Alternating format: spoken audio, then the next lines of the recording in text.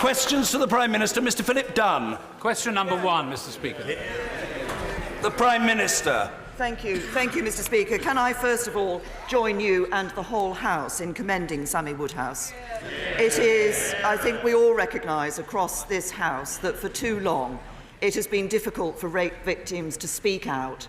I hope that now, following her example, others will recognise that they will be heard and that proper action will be taken. Mr Speaker, this morning I had meetings with ministerial colleagues and others. In addition to my duties in this House, I shall have further such meetings later today. Mr Philip Dunn. Speaker, could I echo yours and the Prime Minister's comments in respect of Sammy Woodhouse from these backbenches? Does my right honourable friend believe that today's announcement of the UK life sciences sector's significant investment to work alongside the NHS using genomics and AI to help diagnose major diseases early shows that world-class life sciences companies such as Agilent in my constituency will continue to invest in the UK to help the NHS improve patient outcomes post-Brexit? Well, the Prime Minister. Can I say to my honourable friend that this investment is indeed a significant one, £1 billion investment. It will deliver a state-of-the-art research and development facility in the UK. It will support 650 jobs. It's absolutely right that this does show the opportunities available to the UK post-Brexit. It also shows the advantage of our industrial strategy, with AI right at the heart of that, and recognising the importance of AI in the health sector in the future. This is a very significant investment. It will support jobs in the UK. It will support other employment in the UK and our economy in the future. Mr Jeremy Corbyn. Thank you, Mr Speaker, and I join yourself and the Prime Minister in welcoming Sammy Woodhouse to Parliament today, and it's a typical act of your generosity to refer to her in the gallery today so that others may be emboldened to deal with the horrors of the rape crisis that we face. Mr Speaker, I'd also like to express our sympathies to the family of Luke Griffin from Merseyside, who was killed in Kabul last week alongside 5 fellow G4S workers who were Afghan nationals. Luke had previously served in the 16th Regiment of the Royal Artillery. Mr Speaker, while we debate the critical issue of Brexit, we must not neglect the crisis facing millions of people across our country. Last week, I wrote to the Prime Minister about the scathing report of the UN Special Rapporteur on this government's brutal policies towards the poorest in Britain. As of now, I've received no reply from the Prime Minister. But when the Prime Minister read the report, what shocked her more? Was it the words the UN used, or was it the shocking reality of rising poverty in Britain? Prime Minister. I say to the right honourable gentleman, and we have been clear, as my right honourable friend, Secretary of State for Work and Pensions has been, that we don't agree with this report, because what we actually see... No, we don't agree with this report. What we actually see in our country today is absolute poverty at record lows, more people in work than ever before, youth unemployment almost halved, wages growing, and that's because of the balanced approach that we take to our economy, a Conservative government delivering for the British people. Jeremy Corbyn. Mr Speaker, it could be that she doesn't agree with it because it's an unpalatable truth that's in that report. Yes. The new Work and Pensions Secretary seems to have taken a lesson from her and created a hostile environment for those that are claiming benefits. Yes. One of the government's policies that's causing the greatest anxiety and poverty is universal credit. Absolutely. The UN rapporteur, Professor Alston, said it was fast falling into universal discredit. Yeah. When will the Prime Minister demonstrate some of her professed concern about burning injustices and halt the rollout of universal credit? Prime Minister. Can I say to the right honourable gentleman, we've exchanged on this issue of universal credit before. Universal credit... The Shadow Foreign Secretary from a sedentary position says we've not done anything about it. What we have done, as we have been rolling out universal credit, is making changes as we have gone through those changes. But actually, I'm afraid that what we saw was a Labour Party that wouldn't support the changes we were making to universal credit.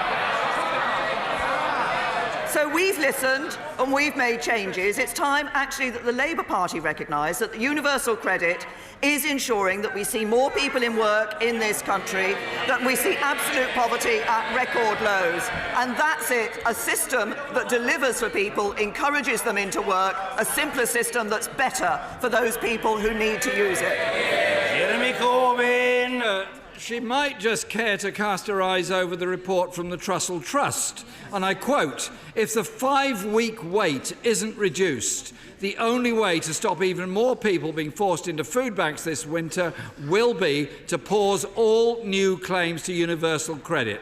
The UN also called for the 5-week wait to be scrapped. In the coming weeks, universal credit is being rolled out in Anglesey, Blackpool, Milton Keynes, parts of Liverpool, parts of London and Glasgow. People risk being left with no money at Christmas. That's right. If the Prime Minister won't halt... Yes,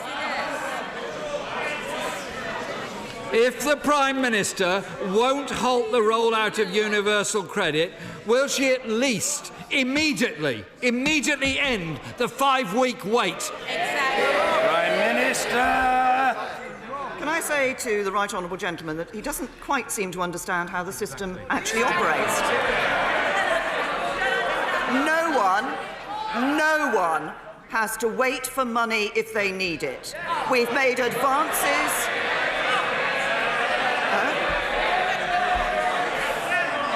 We scrapped. Order. We're less than a third of the way through, and already there's too much noise on both sides of the House. Members must calm themselves. The questions will be heard, however long it takes, and the same is true of the replies. Please try to get used to that. The Prime Minister. No one needs to wait for their money if they need it. We have made it easier for people to get advances. We've ensured they can get 100% of their first month's payment up front. And we've already scrapped the 7-day waiting period. And as I repeat, what happened when we scrapped the 7-day waiting period? Labour voted against it. Jeremy Corbyn. Mr. Speaker, it's a loan that's offered for some people. And the Trussell Trust has pointed out that food banks... The Trussell Trust has also pointed out that food banks face record demand this December. I just gently say to her and the members behind her, food banks are not just a photo opportunity for Conservative MPs. Who themselves, all of whom supported the cuts in benefit that have led to the poverty in this country. Yesterday, the Joseph Rowntree Foundation research found, and I quote, "in-work poverty was rising faster than the overall employment rate due to chronic low pay and insecure work." The United Kingdom has the weakest wage growth of all G20 nations. Living standards have fallen for the majority of people. What is so wrong with our economy that our pay growth is so much worse than each of the other nations in the G20? Prime Minister. The right honourable gentleman, that we now see wages growing faster than they have for nearly a decade. We see employment at record levels. But what the right honourable gentleman wants to do, he talks about scrapping universal credit. What he wants to do is to go back to square one. That means going back to a system that left 1.4 million people spending most of a decade trapped on benefits. It left people paying an effective tax rate of 90%, and it cost every household an extra £3,000 a year. As ever with Labour, it was ordinary working people who paid the price. Mr. Speaker, the chief economist of the Bank of England describes the last decade as a lost decade for wages. And, well, the Prime Minister might laugh at this. It's the reality of people's lives. It's the reality. Order. I appeal to members making too much noise to stop doing so. And I say very gently to the junior minister on the backbench, who is making far too much noise, but he's ordinarily a good-natured and genial chap. I'm referring to the honourable gentleman, the member for Hexham. You can do, Mr. Opperman, you can do, order! You can do so much better. Try to be a well-behaved citizen today. Well, possibly like some others, but there are quite a lot of badly behaved people. Try to set a better example, Mr. Opperman. You're a Minister of the Crown. Jeremy Corbyn. Thank you, Mr. Speaker. 2 years ago, a United Nations committee found this government's policies towards disabled people represented a grave and systematic violation of their rights. Does the Prime Minister think that situation has improved in the past 2 years? Prime Minister. I say to the right honourable gentleman, first of all, in answer to the latter point that he's made, it's this government that has a key commitment in relation to helping disabled people getting to the workplace. There are too many disabled people who have felt that they have not been able to do what they want to do, of actually getting into the workplace, earning an income for themselves and their families, and it's this government that is helping. And the former Secretary of State for Work and Pensions, through the arrangements that she put in place to ensure the disability confident arrangements that she put in place are doing exactly that. But he started off his comments by referencing the last decade. Yes, the last decade have meant that difficult decisions have had to be taken. But why did those difficult decisions have to be taken? They were taken because of the Labour Party's mismanagement of the economy. Remember the letter from the Right Honourable Member for Birmingham Hodge Hill. Under Labour, there is no money left. Mr. Speaker, when I hear a Prime Minister talking about difficult decisions, what always happens afterwards in these contexts is the poorest lose out in our society. 4.3 million disabled people are now in poverty. 50,000 were hit by appalling cuts to the employment support allowance benefit alone last year.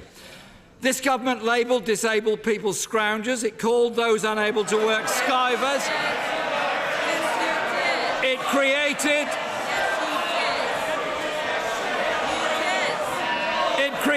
a Order. I don't need any advice from the Home Secretary. He should seek to discharge his own obligations in his office to the best of his ability. I require no advice from the Right Honourable Gentleman on the discharge of mine. Be clear about that. Jeremy Corbyn. Thank you, Mr. Speaker. This government also created a hostile environment. Mr. Speaker, this government created a hostile environment for the Windrush generation. When the UN rapporteur said British compassion for those who are suffering has been replaced by a punitive, mean-spirited and callous approach, he couldn't have summed up this contemptible government any better. Yep. Child poverty is rising. Homelessness rising. Destitution rising. Household debt rising. When will the Prime Minister turn her warm words into action, end the benefit freeze, repeal the bedroom tax, scrap the two-child cap and halt the rollout of universal credit? Prime Minister! The Right Honourable Gentleman referred to the poorest losing out. I'll tell him when the poorest lose out. It's when a Labour government comes in.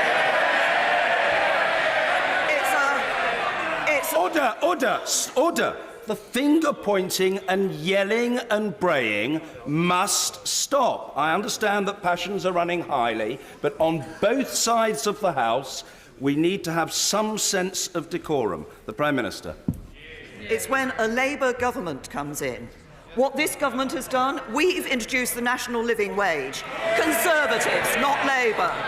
We've taken millions of people out of paying tax altogether. Conservatives, not Labour. under this government, 3.3 million jobs have been created. Every Labour government leaves office with unemployment higher than when it went into office. So what do we see under this government? Our economy is growing, employment is rising, investment is up. We're giving the NHS the biggest single cash boost in its history. Taxes are being cut, wages are rising. Labour would destroy all that. It's this Conservative government that's building a brighter future for our country.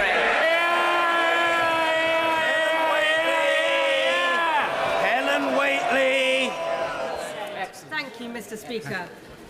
As my right honourable friend knows, none of us look forward to a smear test, but it can make the difference between life and death. Worryingly, nearly a third of women are missing out on cervical screening. Can I ask my right honourable friend what steps she and her government are taking to make sure more women get tested and don't suffer the terrible consequences of picking up cancer too late? Well, can I Prime say Minister. to my friend, I'm grateful to her for raising what is an important point, and we do recognise that we need to do more to encourage women to undertake cervical screening tests. In October, we announced a package of measures which will be rolled out across the country, which has the aim of seeing 3/4 of all cancers detected at an early stage by 2028. And this will see radical overhaul of the screening programmes, and it'll be made more accessible and easier to use. But I just want to give this very simple message, and I'm able to do this standing at this dispatch box. Smear tests are not nice. All those of us who have had smear tests recognise they're not nice. But they are important. If you want to see cancer detected early, have your smear test. A few minutes of discomfort could be saving your life. Ian Blackford. Thank you, Mr. Speaker, and can I thank you for your remarks of welcome to Sammy Woodhouse, a very brave woman who has done the right thing in waiving her anonymity. We must all call out crimes of sexual violence. Those responsible must be held to account. Mr. Speaker, we were promised strong and stable. What we have is a government in crisis. A government that has lost 2 Brexit secretaries, a Home Secretary, a Foreign Secretary, a Work and Pension Secretary. A government that has suffered from 3 consecutive defeats in just 2 hours. The first government to do so, Mr. Speaker, in 40 years. And now a government found to be in contempt of Parliament. Is it time that the Prime Minister took responsibility? A responsibility for concealing the facts on her Brexit deal from members in this House and the public. Will she take responsibility? Prime Minister. He's absolutely wrong about that. We have not concealed the facts on the Brexit deal from members of this House. What he will see is that the legal position that was set out on Monday in the 34-page document, together with the statement made and the answers to questions given by the Attorney-General on Monday, very clearly set out the legal position. Ian Blackford. Mr. Speaker, that is an incredibly disappointing response from the Prime Minister. The facts have had to be dragged out of this government by Parliament. Mr. Speaker, this morning we have seen the detail of the legal advice. We have seen the facts that the government tried to hide. Mr. Speaker, this government is giving Northern Ireland permanent membership of the single market and the customs union. The legal advice is clear. It states, despite statements in the protocol that is not intended to be permanent, in international law, the protocol would endure indefinitely. Since the Prime Minister returned from Brussels with her deal, the Prime Minister has been misleading the House, inadvertently or otherwise. The Prime Minister must explain...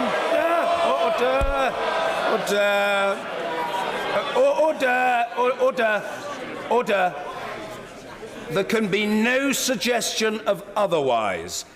The right honourable gentleman must make it clear that there is no suggestion that the government is misleading the House deliberately. There can be no question of that. If the right honourable gentleman wants to use the word inadvertently, which people do now and again, he can, but there must be no ambiguity on the point. And I ask the right honourable gentleman to clarify that matter and to order.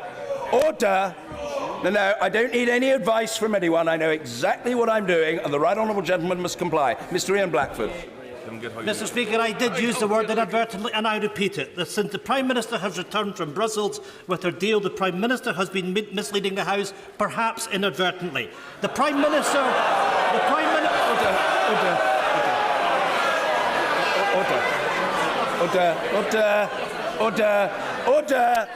Order. I always want the right honourable gentleman to be heard fully, and he will be, but there can be no imputation of dishonour, and the insertion of the word perhaps suggests the right honourable gentleman wants to keep his options open.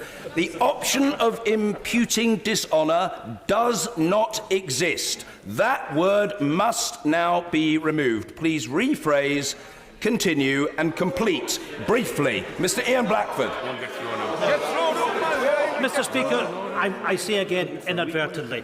Mr. Speaker, the Prime Minister must explain. The Prime Minister must explain why she continues to deny Scotland the rights and opportunities that her deal offers to other parts of the United Kingdom. Minister. I say to the right honourable gentleman that I think what he will see, if he makes a careful analysis of the statement that the Attorney-General made and his answer to questions on Monday, and of the legal position that was set out by the government, in many ways unprecedented that the government actually published such a 34-page document, he will see that the advice that he is holding in his left hand has no difference from the statement that was given. Indeed, I might take up the personal challenge from the right honourable gentleman. I have myself said on the floor of this House that there is indeed no unilateral right to pull out of the backstop. What I have also said is it is not the intention of either party that the backstop should A, be used in the first place, or should B, if it is used, should be anything other than temporary. And he finishes off by saying once again that he wants to look to what Scotland should have from the deal. We are leaving the European Union as the whole United Kingdom. We will negotiate as the whole United Kingdom. For the interests of Scotland, remaining in the internal market of the United Kingdom is the most important economic interest. And for the interest of Scotland coming out of the common fisheries policy, which is in our deal and our policy and not his. Gordon Henderson. Mr. Speaker, my local authority, Swale Borough Council, is being asked to find land for thousands more homes, and my constituents in Sittingbourne and Sheppey are not happy. Over the past 20 years, we've seen large-scale housing developments that have transformed our area.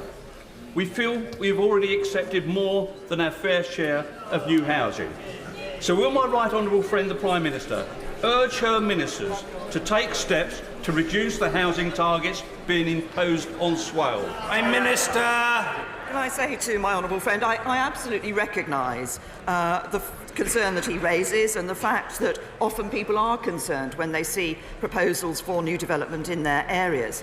But we do need to build the homes that the country needs so that everyone can afford a decent, safe place to call their own, and we need to help more people onto the housing ladder. There are young people today who worry that they will not be able to get onto the housing ladder, and I'm sure my honourable friend shares my determination to ensure that they are able to do so.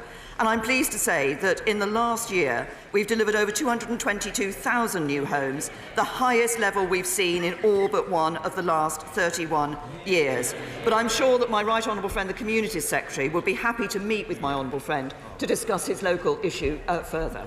Stuart Hosey. Mr. Speaker, every single Brexit scenario this government have modelled shows GDP growth to fall, and to fall further when the impact of ending freedom of movement is factored in. This Prime Minister continues to pretend ending free movement is a good thing. It is a bad thing. So let me ask her, why is she prepared to take from our children and grandchildren the ability to travel freely throughout Europe? And why is she doing it in a way which is economically illiterate? Prime Minister. what the analysis actually shows is that outside of the European Union, the best deal available in relation to our economy, which delivers on leaving the European Union, is the deal that is on the table, is the deal that I've negotiated with the European Union.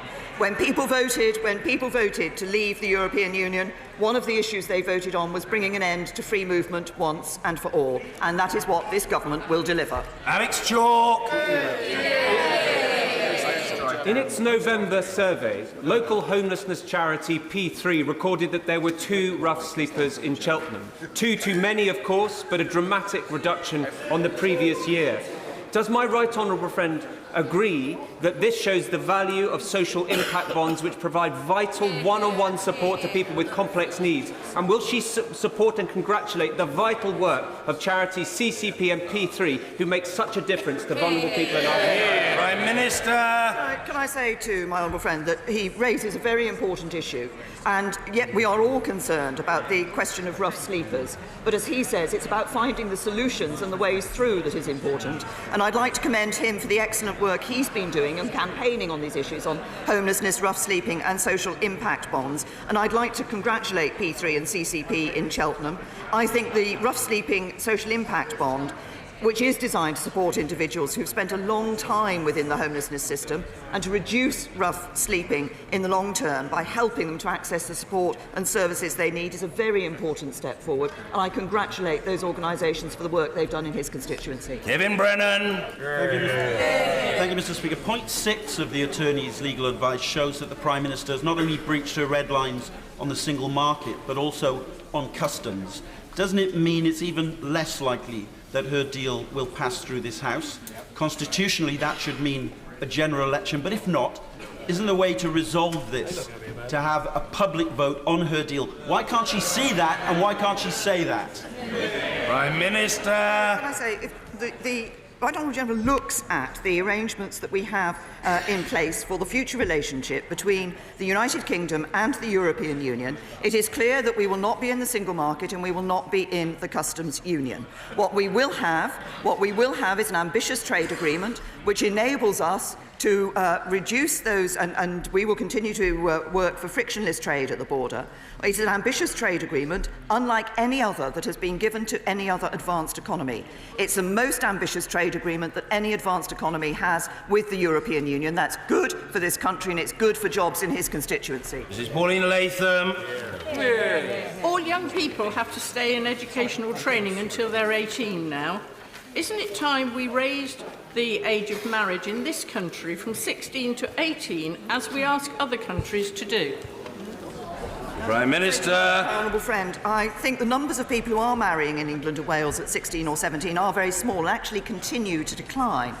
We've not seen any evidence of failings in the existing protections for people to marry in England and Wales at 16 or 18 with the appropriate consents, but we do continue to keep this under review. And my noble friend, the Baroness Williams, said back in September that we will look at whether there's any link between parents giving consent when girls are aged 16 or 17 and instances of forced marriage, if that is one of the concerns, that may be one of the concerns behind the point that my honourable friend is making. So we will specifically look at that issue. McGovern. Thank you, Mr. Speaker. In March 2017, the Prime Minister knows that New Ferry in my constituency was devastated by a huge explosion and many people injured. I raised this with her at Prime Minister's questions, and Mr. Speaker, she said that the community would get support to recover. After 18 months of struggling, her Secretary of State has now written to me to say that New Ferry will get no such support from her government.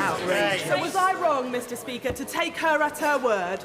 Or were my constituents right when they said, when it comes to helping people, you can never trust the Tories? Prime Minister. I say to the honourable lady, I think she knows of incidents when people have been able in her region to trust the Tories. And she knows what... Let's look at the explosion in New Ferry. It was clearly devastating. It clearly impacted both residents and businesses, and I did, as she said, made a commitment to look at it. Now, I will look at the letter that she has received from the Secretary of State, because my understanding was that the MHCLG, the Ministry, was encouraging Wirral Council to apply for a range of funding streams, including various sums of money that would have been available, and that they had asked Homes England to work with the Council and had made on their regeneration plans and had made money available in response to that. But I will certainly look at the letter she refers to. Charles Walker. Mr. Speaker, I do rise from the naughty corner, so I might need your protection. Mr. Speaker, can I thank my right honourable friend for her determined campaigning in the area of mental health, both as Home Secretary and now as Prime Minister. And will she join me in congratulating Sir Simon Wesley, who has just done a review of the Mental Health Act? His findings will be published tomorrow. Sir Simon conducted this review with great good humour, with compassion and dignity. And even though this House is so divided on so many issues, it should be united on this report. Prime Minister. Can I say to my honourable friend, I think he's absolutely right. I hope that this issue of mental health and how we look at the Mental Health Act is an important question that will unite people across this House with a recognition that we have been right to have this review. And I'm certainly happy to congratulate Professor Sir Simon Wesley on the work that he's done. He's engaged with a wide range and a large number of service users and their families, as well as health organisations and professionals, to help shape his recommendations. I certainly look forward to reading them, and we will obviously commit as a government to come forward with legislation in due course. This is an important area. We should all get behind this, because we need to ensure that we are delivering for those people in our country who do suffer from mental health problems. Jamie Stone. Mr. Speaker, as the Dounreay nuclear site in my constituency continues to decommission, the issue of high-quality replacement jobs is hugely important. In fact, it's crucial. Therefore, I welcome Her Majesty's Government's decision to locate the UK's first vertical takeoff rocket launch site in the north of my constituency. I give credit where it is due, Mr. Speaker. Will the Prime Minister ensure that the maximum number of jobs arising from this site will be located locally in North Southend and Caithness and not somewhere much further south? Can I say to the honourable gentleman, I thank him for his remarks about the government's decision. This is an exciting opportunity for the United Kingdom to be taking a leading role in the new commercial space age. And obviously he's referenced the new spaceport and the ambition that we have there. I understand that following a positive report by the local Crofters Association, Highlands and Islands Enterprise is moving ahead with their plans, which could create 40 skilled jobs locally in spaceport construction and operation. And I recognise the importance of the skilled jobs that he's talking about locally. I think this is a real opportunity for his constituency, but it's also an opportunity for the UK to be at the leading edge of this technology. Sir William Cash. Thank you, Mr. Speaker. The motion that was passed yesterday relating to the Attorney General related to the whole of the agreement, not just to the question to which the letter which we've now had published relates, which is exclusively the protocol on Ireland and Northern Ireland. Mr. Speaker, surely, given the fact that under the Ministerial Code, it states the law officers must be consulted in good time before the government is committed to critical decisions involving legal considerations, and the Attorney General states that the international agreement is binding on the United Kingdom and the EU, why is it that we have not had an opinion on matters such as the control over laws, ECJ jurisdiction, the incompatibility of the agreement with the repeal of the 72 Act, and matters of seminal importance to deciding this question? Prime Minister. To the honourable gentleman, that I suggest he looks at the remarks that were made in this chamber yesterday following the government's announcement that it would indeed be publishing this final advice that was given by the Attorney General, which was asked for. He has referred once again to the issue of the repeal of the 1972 European Communities Act. As I have answered him, I think on more than one occasion in this chamber and in the liaison committee, it was always clear when the EU Withdrawal Act went through, which indeed did repeal the 1972 European Communities Act and bring the EU law, the EU law into UK law, that in the occasion that there would be an implementation period in which we were operating much as the same as we are today as a member of the European Union, then it would be necessary to ensure that any necessary changes were made, and those changes would be made in the withdrawal agreement bill, which will be brought before Parliament. Mrs Sharon Hodgson. Thank you, Mr Speaker. The Prime Minister may recall that last week I asked her about the terrible funding settlement for Tyne and Wear Fire and Rescue Service. Well, I was not happy with the answer, so I'm going to try again. In light of the fact that funding local services such as police and fire through the council tax precept just doesn't work in areas such as mine, will she look again at this funding formula that is going to leave areas such as mine perilously close to being an unsafe service in fire and police very soon? I understand that in Home Office orals earlier this week, the Police and Fire Minister undertook to get back to the Honourable Lady. But but as I think my right honourable friend, the Fire Minister, made clear this week, the authority's core spending power has increased this year. I'm also informed that Tyne and Wear hold £25 million of reserves, which is equivalent to 52% of their core spending power. Trudy Harrison. In Cumbria, we have endured 42 days of rail strike action, despite the Transport Secretary's assurance that the guards on the Cumbrian coastal line will remain.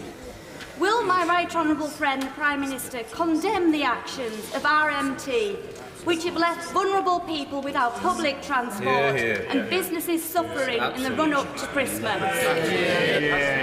Well, can I say to my honourable friend that I do indeed condemn the action that has been taken by RMT, which, as she says, is leading to people and businesses suffering as a result. And we're calling on RMT to end these strikes. They've been guaranteed jobs beyond this franchise. There is no need, there is no reason to continue this needless action. And the message is very clear. Stop the strikes, get round the table and put passengers first. Julie Cooper. Thank you, Mr Speaker. Ofsted report that 1.3 million children with special educational needs are not getting those needs met in school, and over 2,000 children on EHC plans in 2018 received no support whatsoever. Ambitious for Autism report that there's been an increase of 60% over the last 4 years in autistic children being excluded from school. Today, can I ask the Prime Minister to please look beyond those figures to the children affected and the distress that they and their parents are experiencing? And will she agree with me that this is a national scandal that needs to be addressed with the utmost urgency? Can I say to the Honourable Lady, every child deserves the right education. Every child deserves the right education for them. And we are working to drive up the quality for children with special educational needs and those with disabilities as well. And we've taken a number of steps. We've introduced a new inspections framework, more focused on local areas' strengths and weaknesses, and we're working to spread best practice. There are some areas where this is dealt with in a better way than in others. And when used properly, the education, health and care plans do ensure support is tailored to the needs of children, and families are put at the heart of the process, and more money is going in this year towards children with special educational needs. But I recognise that often there are parents of children with special educational needs who feel that they are constantly having to beat their head against the bureaucracy that they come up with in order to ensure that they get the right support for their children. We're committed to ensuring that we are delivering for children, and we're delivering for quality education that is right for children with special educational needs. Thank you very much, Mr Speaker. I know how much the Prime Minister likes to get out on the doorsteps of her constituency every time she's able to, as I do. Does she, like me, find that people are raising with her the issue of potholes on a regular basis? Yes. And does she, like me, welcome the fact that we are spending £6.7 million? What happens in my constituency as well? I want to hear about the pothole situation. In Redditch and elsewhere, absolutely. Rachel McLean. Thank you, Mr Speaker. The roads in Redditch are excellent on the whole, but we are very pleased to be awarded £6.7 million worth of funding across Worcestershire in the recent budget. How quickly does the Prime Minister think this money will be spent fixing our roads? Prime Minister can I say to my honourable friend, she does indeed raise an important issue. Potholes and local services and issues that matter for people on a day-to-day basis are those that are raised on the doorstep. And my understanding is that the money is available and it should be being spent now. Joanna Cherry. Thank you, Mr. Speaker. In the Scottish case, which has established that Article 50, or the Prime Minister's Article 50 notice, can indeed be revoked, the UK Government has lost 3 times, in the Supreme Court of Scotland, in the UK Supreme Court, and yesterday in the Advocate General's opinion in the Court of Justice of the European Union. Can the Prime Minister tell us why she has put so much public money and so much energy into depriving this Parliament of legal certainty about the options which will be open to it when her deal is voted down next week? Can I say to the honourable lady that this is an issue on which both the UK Government and actually the European Commission felt that it was right that this issue be tested. We will not revoke Article 50. That is clear. The Government will not revoke Article 50. And I think everybody in this House needs to understand what the judgment of the Advocate General, which, if past experience is anything to go by, the Court will go with, but it still hasn't come to its final decision. But if the advice of the Advocate General is, if his determination does go ahead, what it says is that it is possible for a country unilaterally to revoke Article 50, but that isn't about extending Article 50. It's about making sure that we don't leave the European Union. That's what that judgment is about. We will not revoke Article 50. The British people voted to leave the European Union, and we will be leaving. All Scully. Thank you, Mr. Speaker. A number of members of this House and members of the public are still concerned that we may risk being in an extended, if not permanent, backstop situation or customs territory. Can my right honourable friend explain why, in her opinion, the European Union won't want this to exist and that they will negotiate in good faith for an extensive free trade agreement? Minister. Well, my honourable friend is absolutely right. I recognise there are concerns about the backstop, but it is indeed the case that it is not attractive for the European Union to have the United Kingdom in the backstop for a number of reasons. First of all, because in that backstop we will be making no financial obligation to the European Union. We will not be accepting free movement, Therefore, there will be very light touch level playing field requirements. These are matters which mean that the European Union does not see this as an attractive place for them to put the UK. They think that's an attractive place for the UK to be in, and they won't want us to be in it for any longer than is necessary. Patricia Gibson. Thank you, Mr. Speaker. The European Structural Fund is worth billions to Scotland and funds initiatives in my constituency of North Ayrshire and Arran, such as tackling poverty and promoting social inclusion. This is to be replaced by the UK Shared Prosperity Fund. However, we have no real detail or clarity as to how this fund will be designed or when it will begin. Why not? It is Prime Minister. Replaced by a shared prosperity fund, which will be looking at ensuring that we're dealing with disparities which exist between communities and between nations, and the government will be consulting before the end of the year. Derek Thomas. Mr. Speaker, next week will be the first opportunity for MPs to vote on the withdrawal agreement, and I was glad to have the opportunity to speak to the debate last night. Should the withdrawal agreement not secure the support of Parliament, can my friend the Prime Minister assure this House and my constituents that Her Majesty's Government will seek early dialogue with negotiators in Brussels to seek to address the genuine concerns of MPs across the House? Prime Minister. My honourable friend, I believe that the deal we have negotiated is a good deal. I recognise that concerns have been raised, particularly around the backstop, and that is an issue which, as I said yesterday in my speech in the debate, I'm continuing to listen to colleagues on that and considering the way forward. Nick Smith. Mr. Speaker, one of my constituents has lost thousands of pounds from his British Steel pension as he was preyed upon by a rogue financial advisor. It's happened to hundreds of others across the country. The Financial Conduct Authority doesn't have the teeth to sort this out. I think ripping off pensioners is criminal. Does the Prime Minister agree? Prime Prime Minister. Can I say to the honourable gentleman that I'm very sorry to hear of the case of his constituent in relation to his pension and the actions of that financial advisor, and I will ensure that the Treasury look at this issue of the Financial Conduct Authority in these sorts of cases. Vicky Ford. Mr. Speaker, our country's children are our country's future, and yesterday Ofsted reported that 95% of early years providers are now ranked good or outstanding, up from 74% 6 years ago. So will the Prime Minister join me in thanking all those who work in early years organisations for giving our children the very best start in their lives? Prime Minister. I absolutely agree with my honourable friend that the early years education is important. It's important for children to give them that good start in life. I think it is a matter to be welcomed and applauded. The fact that we now have 95% of those providers ranked children in good or outstanding provision of early years, and we should thank all those who are working in early years provision for the excellent work they're doing for our children and their future. Gregory Campbell.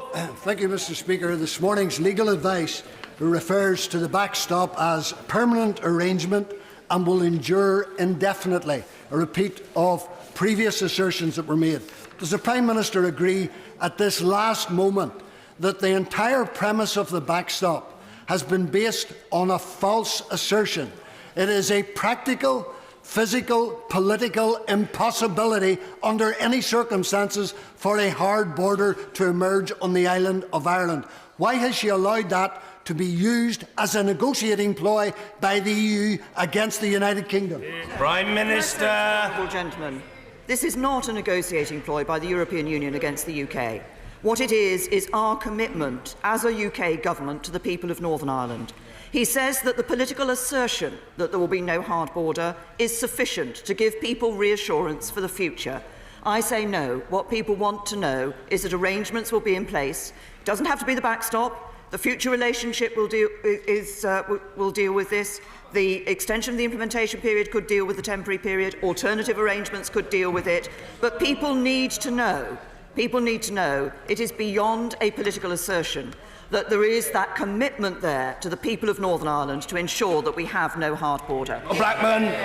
Mr. Speaker, yesterday London students heard from the renowned Holocaust survivor Hannah Lewis.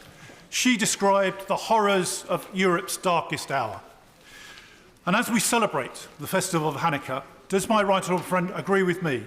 There could be no better place for the National Holocaust Memorial and Learning Centre than alongside this Palace of Westminster as a permanent memorial to the horrors of the ultimate of anti-Semitism. Prime Minister. Can I commend Hannah for the contribution that she is making and has made over the years in bringing home to people the absolute horrors of the Holocaust. Can I commend the work of the Holocaust Education Trust, which I think does important work up and down our country. But I absolutely agree with my honourable friend. I think there is no better place for the Holocaust Memorial and Learning Centre to be than right next to our Parliament. And what is important is that this is not just a memorial, it is a learning centre. It will be about educating young people and others about the horrors of man's inhumanity to man. Liz Saville-Roberts. Diolch yn fawr, and I would like to take the opportunity to express my respect to Sammy Woodhouse for her courage as well. Yesterday, the National Assembly of Wales became the first Parliament on the British Isles to reject the Prime Minister's deal. What's clear, Mr. Speaker, is it won't be the last. Wales has seen through how she is intent on inflicting GBH, her government's Brexit harm, on our nation. Beset on all sides, will the Prime Minister come to her senses and rule out a no-deal scenario before this House forces her to do so? If the Honourable Lady is concerned about the possible effects of a no-deal scenario, the only way to ensure that there is not a no-deal scenario is to accept a deal scenario and accept the deal that's on the table. Thank you very much, Mr. Speaker. Prime Minister, the legal witch hunting of military veterans, which is something I've been raising with you, I think, for around a year now, is getting worse. The latest victim is David Griffin, a 77-year-old former Royal Marine who is being reinvestigated for an incident that took place in Northern Ireland 45 years ago and for which he was thoroughly cleared at the time. And they knew where to find him, Prime Minister, because he is an in-pensioner at the Royal Hospital in Chelsea. How is it we live in a country where alleged IRA terrorists are given letters of comfort and we go after Chelsea pensioners instead? Prime Minister, this nonsense must stop. Please, please do something about it.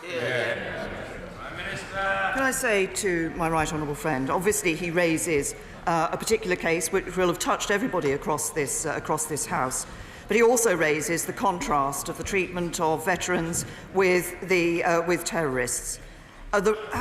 Around 3,500 people were killed in the Troubles. 90% of those were murdered by terrorists. And many of these cases require further investigations, including actually the deaths of hundreds of members of the security forces. What we have done is committed to establishing new mechanisms for dealing with this in a balanced and proportionate way. We are concerned that what we see at the moment is a situation where there has been, I believe, a disproportionate emphasis on those who are either serving military or indeed police officers at the time. I want to ensure that the terrorists are investigated, and we continue to look at this question. We've consulted on it. We'll be responding to that consultation. I recognise the strength of feeling from my right honourable friend and others in relation to this issue, and the government will be responding in due course. Thank you. Finally, Louise Haigh. Thank you very much, Mr. Speaker. I know the whole House is inspired by the bravery of Sammy Woodhouse in speaking out so that we can drive real change, and horrified by the news that the man who raped Sammy and is serving a 35-year prison sentence was encouraged to seek access to her child through the family courts. Does the Prime Minister agree that no man who has fathered a child through rape should have parental rights? Yes. And will she seek to amend the legislation through the Courts and Tribunal Bill when it comes back to this House so that men who have fathered children through rape cannot weaponise the courts to access children and re-traumatise their victims all over again? Well, this is obviously a very distressing case, and I'm sure, as has just been heard, the concerns of the whole House rest with Sammy Woodhouse and rest with what has happened in this case. And as the facts have been reported, I'm sure all of us consider it absolutely extraordinary that this should have happened in the first place. What is important is that the Ministry of Justice and other departments are urgently looking and working with local authorities on the issues that are raised in this case to ensure that there is a process in place in future that does protect children and the child and mothers from harm. I understand the Honourable Lady has met my Honourable friend, the Parliamentary Under Secretary at the Minister of Justice, and I would urge her to continue engaging with the Ministry of Justice on this very important issue. Thank you.